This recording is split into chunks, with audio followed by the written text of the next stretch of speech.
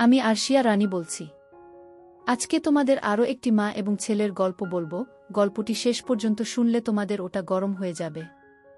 আমি সোজা হয়ে বসে আমার দুহাত দিয়ে মায়ের দুকাত ধরে ফেললাম আর মায়ের একদম কাছে চলে গিয়ে বললাম, মা প্লিজ একবার দাও। সব ঠিক হয়ে যাবে, প্রমিস। আর কোনো দিন তোমাকে বিরক্ত করব না। কোনো দিন কোনো কারো সাথে দুষ্টুমি করব না, ভালো করে পড়াশোনা করব, ভালো রেজাল্ট করব। প্লিজ মা, প্লিজ। আমি বলতে বলতে একটা হামি খেলাম আর বলতে থাকলাম, প্লিজ মা। মা গো, জাস্ট একবার প্লিজ। আর কিচ্ছু চাই না, শুধু একবার দাও।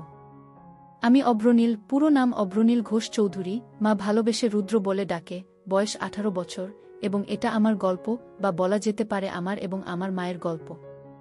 এটা একটা সত্যি ঘটনা, তাই আমি চাই যে আমার দর্শকরা পূর্ণ সত্যিটার সাথে পরিচিত হোক। আমার প্রতিটা অনুভূতি, আমার রস আস্বাদনের তৃপ্তি, সবটাই যাতে আমার দর্শকরা অনুভব করতে পারে। আমার মায়ের সাথে আপনাদের পরিচয় করিয়ে দিই। আমার মায়ের নাম শ্রীমতী জয়শ্রী ঘোষ চৌধুরী, বয়স 38 বৎসর। গায়ের রং শ্যামলা, কিন্তু ভারী মিষ্টি চেহারা, এবং তার থেকেও বেশি মিষ্টি ওনার হাসিটা। মায়ের মনটা ভারী সরল, তবে বুদ্ধি তীক্ষ্ণ। কিন্তু যত বুদ্ধি সব বাইরের জগতের ক্ষেত্রে। আমার বেলায় মায়ের শুধু সরলতা আর ইমোশন কাজ করে। আমার বাবা অনির্বাণ ঘোষ চৌধুরী একজন লেক এজেন্ট এবং কিছু অন্যান্য ব্যবসা করে। মাও কর্মরত। সব মিলিয়ে সংসারে কোনো রকম কোনো অভাব নেই। আমি স্কুলে পড়ি, বর্তমানে ক্লাস 9। বাড়িতে আমরা 3 জন ও আমার ঠাকুমা থাকি। ঠাকুমার বয়স 80 বছর। উনি বেশিরভাগ সময় ওনার রুমেই থাকেন এবং ঈশ্বর আরাধনায় নিজেকে মগ্ন রাখেন। আমার মায়ের প্রতি কোনো রকম কোনো দৃষ্টি শুরুতে আমার ছিল না। ছোটবেলায় সব ছেলেরা যে চোখে নিজের মাকে দেখে, আমিও সেভাবেই দেখতাম। কিন্তু আমার একটা বৈশিষ্ট্য ছোটবেলার থেকেই ছিল, মোটামুটি 12 বছর বয়স থেকে, সেটা হচ্ছে নেক ফিহেস, বা মহিলাদের গলার প্রতি এক অদ্ভুত আকর্ষণ। আর আমার মায়ের প্রতি আমার সূত্রপাত ঘটে আমার এই ফিহেসের দ্বারা। আমি শুরুতে ফেটিশ কি জিনিস জানতাম না, শুধু দেখতাম যে মহিলাদের গলা দেখতে অথবা ছুতে আমার খুব ভালো লাগত। সে বয়সে মহিলা বলতে তো শুধুমাত্র স্কুলের শিক্ষিকারা। মায়ের দিকে শুরুতে সেই দৃষ্টি পড়েনি। তখন শুধু স্কুল শিক্ষিকাদের গলা নানা বাহানায় স্পর্শ করতাম এবং তাতেই তৃপ্তি পেতাম। আস্তে আস্তে বয়স বাড়ল। বয়সের সাথে সাথে আমার পিপাসাও বাড়ল। কিন্তু নেক ফেটিশটা বা মহিলা গলার প্রতি লোভটা কিন্তু আমার রয়ে গেল। যখন আমার বয়স 18, তখন হঠাৎ একদিন আমার দৃষ্টিতে মা ধরা দিল। তখন গরমের ছুটি চলছিল। আমি বাড়িতে, বাবা বাইরে কাজে গেছেন, ঠাকুমা নিজের রুমে নিজের মনে আছেন এবং মায়েরও কোনো কারণে অফিস ছুটি, তাই মা ও বাড়িতে। সেদিন অসম্ভব গরম পড়েছিল আর আমরা সবাই গরমে ঘেমে একাকার। আমি ড্রয়িং রুমে বসে টিভি দেখছিলাম আর মা রান্নাঘরে কাজে ব্যস্ত ছিল। আমার পিপাসা পাওয়াতে গেলাম রান্নাঘরে জল খেতে। রান্নাঘরে গিয়ে দেখি মা মাটিতে বসে সবজি কাটছে। রান্নার লোক সেদিন আসেনি। রান্নাঘরে ফ্যান না থাকার জন্য মায়ের একেবারে নাজেহাল অবস্থা। পুরো শরীর ঘামে একেবারে ভিজে গেছে। তখনও আমার মনে মায়ের প্রতি কোনো পাপ চিন্তা ছিল না। আমি নির্বিকার মনে জল খাবার জন্য মায়ের পেছনে রাখা শেলফ থেকে জালের বোতল নেবার জন্য মায়ের পাশ দিয়ে মায়ের পেছনে চলে গেলাম। জলের বোতল নিয়ে আমি জল খেতে খেতে সামনের দিকে, মানে মায়ের দিকে ঘুরলাম। মা আমার ঠিক সামনে বসে সবজি কাটছিল আর আমি একদম মায়ের পেছনে। আমাদের রান্নাঘরটা ছোট। মায়ের কাছাকাছি দাঁড়ানো সত্ত্বেও এর আগেই কোনোদিন কোনো পাপ চিন্তা আমার মনে আসেনি। কিন্তু সেদিন জল খেতে খেতে হঠাৎ কি মনে হলো, একবার নিচে মায়ের দিকে তাকালাম। দেখে আমি আর থাকতে পারলাম না, অনুভব করলাম আমার ওটা দাঁড়িয়ে পড়েছে। সেদিনই তখন জীবনে প্রথমবার আমার মনে আমার মাকে নিয়ে লোভ জন্মালো। আমি ভাবতে থাকলাম, আমি আমার স্কুল শিক্ষিকাদের ক্ষেত্রে যেরকম বাহানা দিয়ে ওনাদের স্পর্শ করতাম, সেরকম একটা বাহানা করতে থাকলাম মনে মনে।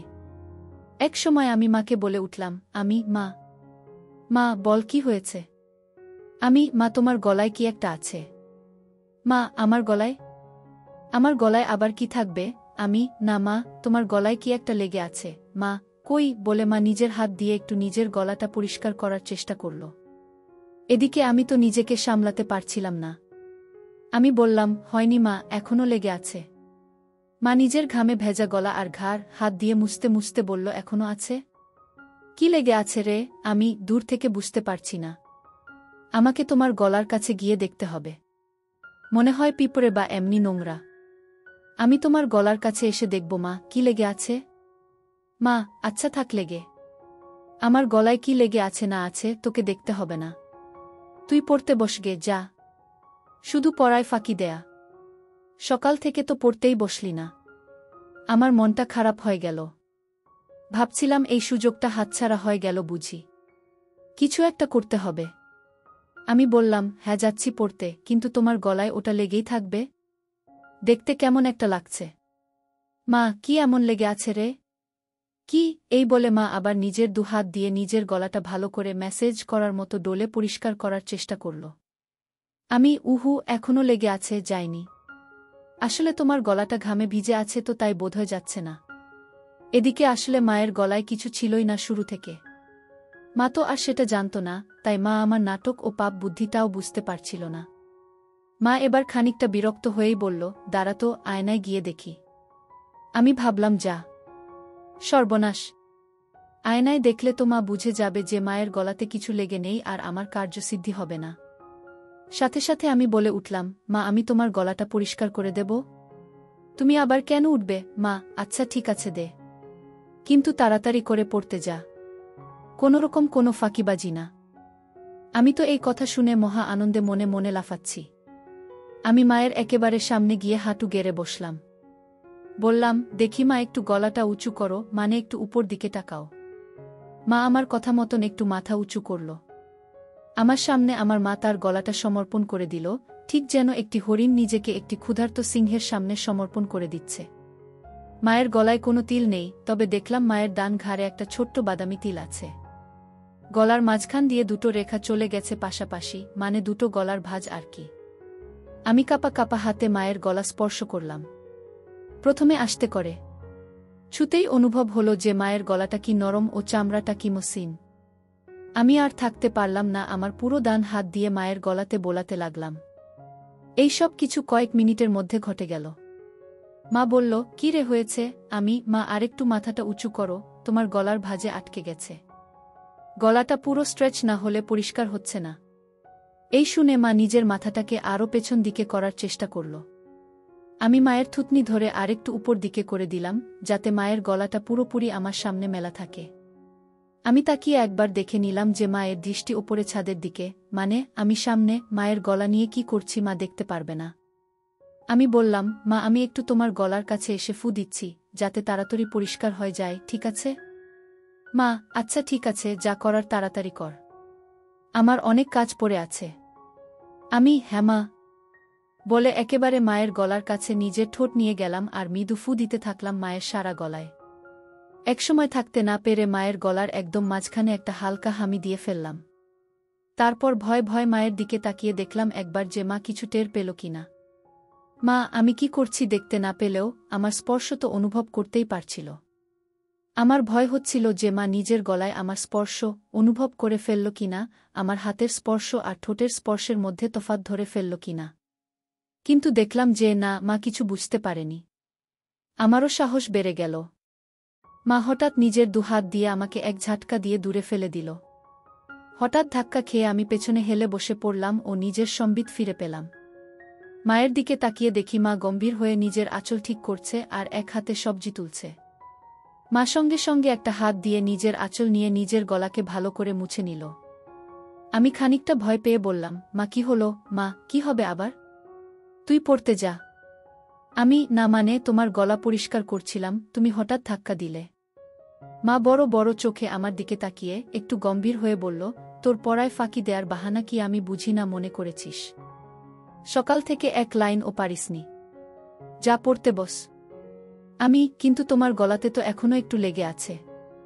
মা, লেগে থাক আমার গলাতে যা খুশি। তোকে আমার গলার দিকে খেয়াল রাখতে হবে না। আমি একটু পরে স্নান করতে যাব, তখন এমনিতেই পরিষ্কার হয়ে যাবে। আমি একটু মনে মনে ভয় পেলাম।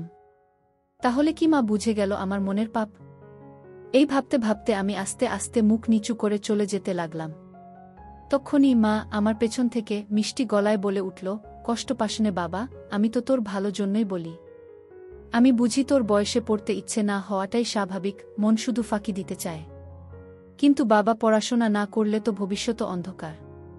আমার আর বুঝতে বাকি রইল না যে আমার অতীব সরল মা আমার মনের ভেতর কি পাপ চলছে তা একটুকুও বুঝতে পারেনি। আমি নিশ্চিন্ত হয়ে বললাম, মা সরি, তুমি চিন্তা করো না, আমি ভালো করে পড়াশোনা করব। আমার কথা শুনে মায়ের মুখে একটা মিষ্টি হাসি ফুটে উঠল, আর আমিও রান্নাঘর থেকে চলে গেলাম। অল্পটুকু স্বাদ পাওয়ার পর থেকে আমার মন পাপ চিন্তায় ভরে উঠল। যেই মহিলাকে আমি এতদিন শুধু মা হিসেবে পুজো করে এসেছি, সেই মহিলা, সেই নারী এখন আমার কাছে একটা তৃপ্তির দেহ মাত্র, যেটা দিয়ে আমার বাসনার পিপাসা তৃপ্ত মিটাতে পারব। আমার মন তৎপর হয়ে উঠল। মা শব্দটা আমার কাছে একটি দারুণ অনুভূতির শব্দ হয়ে উঠল। আমার হঠাৎ মায়ের বলা কথাটা মনে পড়ল, মা স্নান করতে যাবে। হঠাৎ দেখি মা জল ভরা বালতি নিয়ে আমার রুমে এসে হাজির। বুঝলাম কাজের মাসি আসেনি, তাই মাকেই ঘর মুছতে হচ্ছে। মা বলল, এই যে, হয় ঘরের বাইরে যা, নয় খাটের উপর পা উঠিয়ে বস, ঘর মুছব। আর খবরদার বলে দিচ্ছি, যতক্ষণ না ঘর শুকোচ্ছে মাটিতে পা ফেলবি না, ঠিক আছে? আমি সজোরে মাথা নাড়িয়ে আমার সম্মতি জানালাম এবং তাড়াতাড়ি খাটে উঠে ইঙ্গিত দিলাম যে আমি রুমেই থাকছি। মা নিজের শাড়ির আঁচল কোমরে গুজে হাঁটু গেড়ে বসে পড়ল এবং নিজের মতো ঘর মোছা শুরু করল। আমার খাটে সব সময় একটা পড়ার বই খোলাই থাকে, তখনও ছিল, আর ওটাই আমাকে তখন বাঁচালো, নয়তো আবার পড়াশোনায় ফাঁকি দেওয়ার জন্য মায়ের বকুনি খেতে হতো। আমি বইটা নিয়ে পড়ার ভান করতে লাগলাম। কয়েক সেকেন্ড পর একবার আর চোখে মায়ের দিকে তাকালাম। তাকিয়ে যা দেখলাম তাতে আমার চক্ষু ছানাবড়া হয়ে গেল। ঘরে ফ্যান চলা সত্ত্বেও মা তখনও ঘামছে, সারা শরীর ঘামে ভেজা। আমি লক্ষ্য করলাম ঘামের বিন্দুগুলো মায়ের কপাল থেকে আস্তে আস্তে নেমে যেতে থাকল। একটু পরেই মায়ের ঘর মোছা হয়ে যাবে আর মা ছাদে যাবে কাপড় মেলতে। আজকে ছুটির দিন, তাই নিশ্চয় মা প্রচুর কাপড় ধুয়েছে এবং তাই বেশ সময় লাগবে কাপড় মেলতে। ঠাকুমাকে নিয়ে চিন্তা নেই, উনি শুধুমাত্র সন্ধে বেলা একটু ঘর থেকে বেরোন। এই দুপুরের সময়টায় উনি নিজের ঘরেই থাকেন। আমি অপেক্ষা করতে থাকলাম কখন মা ছাদে যায়। এক সময় মা হাঁক পারল, রুদ্র, আমি ছাদে যাচ্ছি, ঘরের দিকে নজর রাখিস। ঠাকুমা কানে শোনে না, তাই ঘর ফাঁকা হলে কাউকে ঘরের খেয়াল রাখতে হয়। যাই হোক, আমি যেই সুযোগের অপেক্ষায় ছিলাম সেটা পেয়ে গেলাম। আমার পকেট স্ক্রুড্রাইভার আর পকেট হাতুড়ি নিয়ে আমি চললাম মায়ের বেডরুমের দিকে। মায়ের বাথরুমের দরজাটাকে দুপাশ থেকেই ভালো করে পর্যবেক্ষণ করলাম। প্রথমবারে কোনো ফুটো পেলাম না। মনটা একটু খারাপ হলো। এই ভারী কাঠের দরজায় তো আর এই পলকা দিয়ে এত কম সময় নতুন করে ফুটো করা যাবে না। কিন্তু আমি আবার বিশ্বাস নিয়ে খোঁজ শুরু করলাম। অবশেষে দেখলাম যে দরজার ভেতর দিক থেকে একটা ছিদ্র শুরু হয়েছে, কিন্তু সেটা এখনও এপার ওপার হয়নি। আমি সঙ্গে সঙ্গে আমার হাতিয়ার দিয়ে ফুটোটাকে বড় এবং সম্পূর্ণ করতে লেগে গেলাম। সফল হওয়ার পর ফুটো দিয়ে দেখলাম যে পুরো বাথরুমের ভেতরটাই পরিষ্কার দেখা যাচ্ছে। আমি আনন্দে আত্মহারা হয়ে উঠলাম। আমি মায়ের বেডরুম থেকে যাওয়ার আগে ফুটোটাকে সাময়িকভাবে একটা ছোট্ট কাঠের টুকরো দিয়ে বন্ধ করে আসলাম, যাতে মায়ের সন্দেহ না হয়। এরপর অপেক্ষা করতে থাকলাম কখন মা স্নানে যায়। এক সময় মা ছাদ থেকে আসলো এবং আমি স্নানে গেলাম বলে সোজা বেডরুমে চলে গেল। মা নিজের বেডরুমের দরজা ভেতর থেকে বন্ধ করতে যাচ্ছিল, তখন আমি বিপদ দেখে বলে উঠলাম, মা, রুমের দরজা বন্ধ করো না, যদি আমার কিছু লাগে। মা, আমাদের রুমে আবার তোর কি কাজ? আমি, না মানে, দরকার তো পড়তেই পারে। তোমার ও তো দরকার পড়তে পারে। হঠাৎ যদি কিছু লাগে তোমার, যেমন সাবান বা কিছু। কখন কি দরকার পড়ে কেউ বলতে পারে। বাথরুমের দরজা তো আর খোলা রাখতে বলছি না, রুমের দরজাটাকে খোলা রাখতে বলছি। আমি খানিকটা ঠাট্টা করে বললাম। মা, হ্যাঁ ঠিক আছে, তোকে ও তো পাকামো করতে হবে না।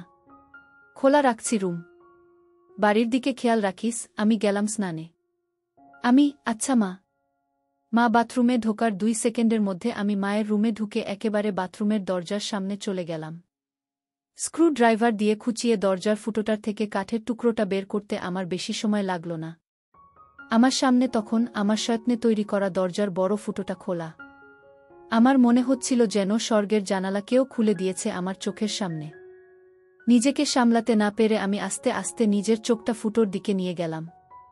মনে নানান ভাবনা চলছে। আমার হৃৎপিণ্ড এত জোরে লাফাচ্ছিল যেন শরীরের বাইরে বেরিয়ে আসবে। এত জোরে বুকের শব্দ হচ্ছিল যে ভয় হচ্ছিল মা না শুনতে পেয়ে যায়। ভাবছিলাম যে আজকে আমি যেটা দেখব এটা পৃথিবীর যে কোনো ছেলের জন্য নিষিদ্ধ। আমি বুঝলাম মা এখুনি বেরোবে বাথরুম থেকে। আমি সাথে সাথে ফোনের রেকর্ডিং স্টপ করলাম। দরজার ফুটোটাকে আবার কাঠের টুকরো দিয়ে সয়ত্নে বন্ধ করে দিলাম ছুট নিজের ঘরের দিকে। নিজের ঘরে পৌঁছনো মাত্র শুনতে পেলাম মা বাথরুমে থেকে বেরিয়ে এসেছে। মনে মনে হাফ ছেড়ে বাঁচলাম। আমার মনে তখন পরম আনন্দ, যেন বিশ্ব জয় করে এসেছি। আমার মন ব্যাকুল হয়ে উঠল মাকে পাওয়ার জন্য।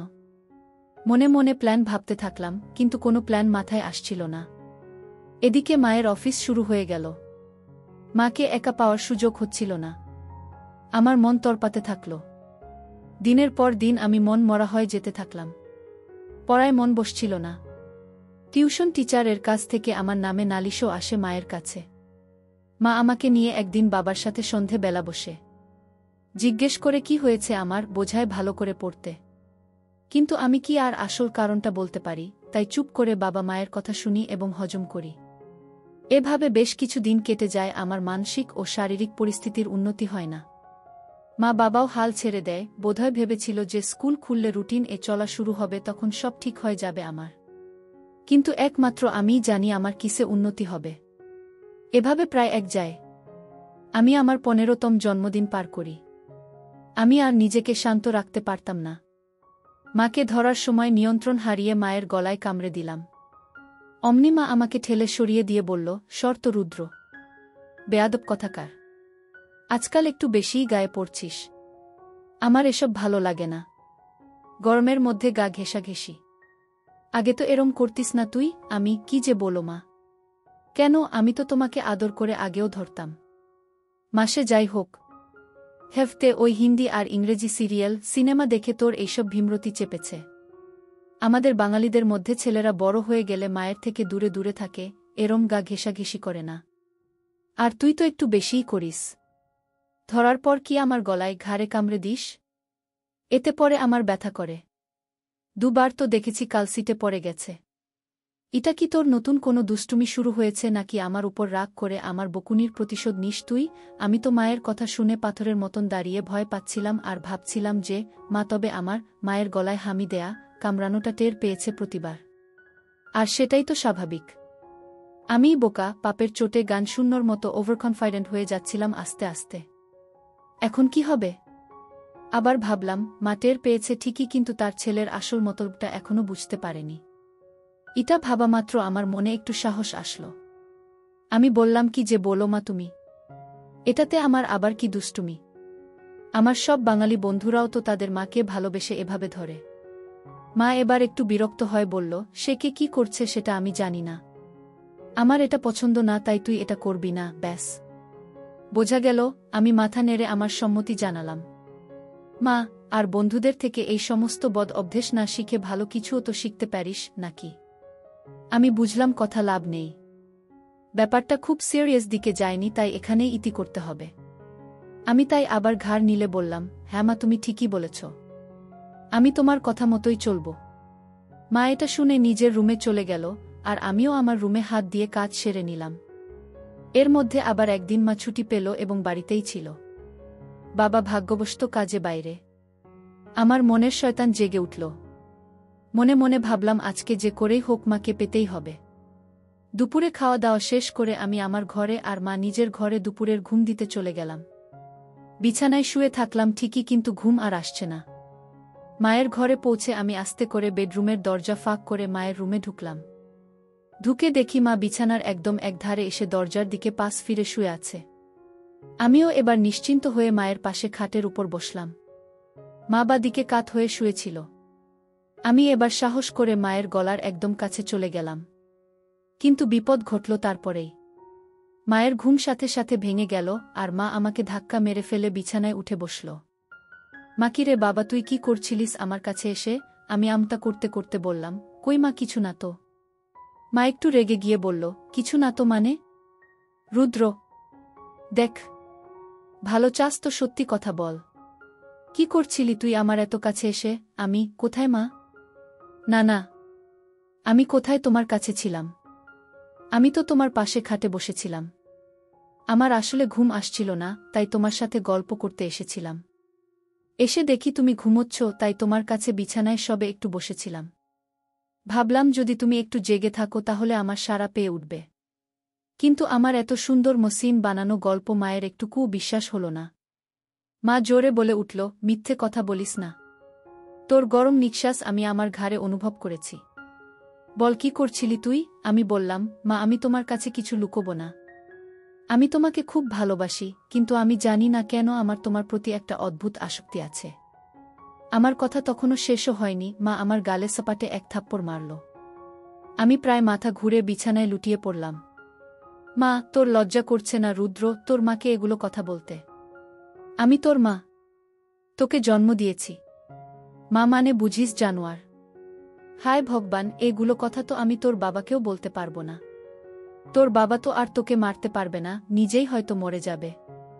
আমি কাঁদতে কাঁদতে বললাম, মা আমাকে ক্ষমা করে দাও, কিন্তু তোমাকে না পেলে আমার জীবন বৃথা। আমি জানি না কেন সব সময় শুধু তোমার কামনা আমার মন জুড়ে থাকে। আমার পড়ায় মন বসছে না, রেজাল্ট খারাপ হচ্ছে, এমনকি আমার শরীর ভালো নেই। তুমি তো সবই জানো মা। বিশ্বাস করো আমি অনেক চেষ্টা করেছি, কিন্তু কিছুতেই তোমাকে পাওয়ার ইচ্ছেটাকে মন থেকে বের করতে পারিনি। আমি সাইকিয়াট্রিস্টের কাছেও গিয়েছি, কিন্তু তাদের কাছেও এর কোনো ট্রিটমেন্ট নেই। আমার অন্য কোনো মেয়েকে দেখলে এমন অনুভূতি হয় না যেমন তোমাকে দেখলে হয়। আমি কি করব বলো মা? মা ইস, থাম রুদ্র থাম। দোহাই তোকে, তুই চুপ কর। আমার কান আর নিতে পারছে না। আমি চুপ করে নিচের দিকে তাকিয়ে থাকলাম। খানিকক্ষণ পর মাকে একটু শান্ত দেখলাম। বলল, রুদ্র বাবা শোনো, এটা হয়তো একটা বয়সের প্রবলেম। তুই চেষ্টা কর, দেখবি সময়ের সাথে ঠিক হয়ে যাবে। আমি সাহস করে বললাম, না মা, আমার তোমার প্রতি বাসনা ততদিন কমবে না যতদিন না আমি তোমাকে পুরোপুরিভাবে পাব। মা, তুই একটু বড় হয় যা, তোকে তাড়াতাড়ি বিয়ে দিয়ে দেব। কেন এই বুড়ি মায়ের পেছনে পড়েছিস বাবা? আমার মনে হলো এইবার বোধহয় মায়ের মাতিসুল ভাব জেগে উঠেছে। যেটা চায় যে তার সন্তান সব সময় সুখে থাকে, ভালো থাক। আমি ভাবলাম আমাকে মায়ের এই মনের ভাবকে কাজে লাগাতেই হবে। এই আমার অন্তিম সুযোগ। আমি সাথে সাথে মায়ের পা ধরে বললাম, মা আমাকে একবার তোমার সাথে দাও। আমার আর এই জ্বালা সহ্য হচ্ছে না মা।